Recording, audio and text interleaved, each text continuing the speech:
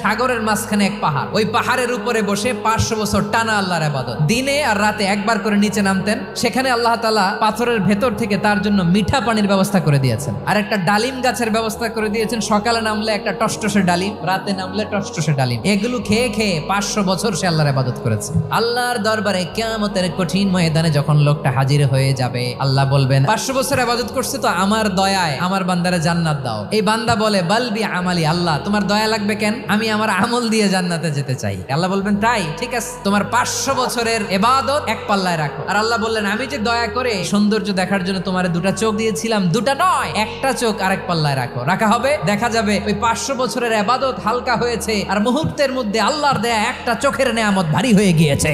ফলাফল দেখো, হিসাব বলে তুমি এখন জাহান্নামে যাবা, যাও এবার জাহান্নামে যাও। এবার লোকটা কাচুমাচু করে বলে আল্লাহ এবার আমি বুঝতে পেরেছি তোমার দয়া ছাড়া দুনিয়ায় কেউ জান্নাতে যেতে পারবে না।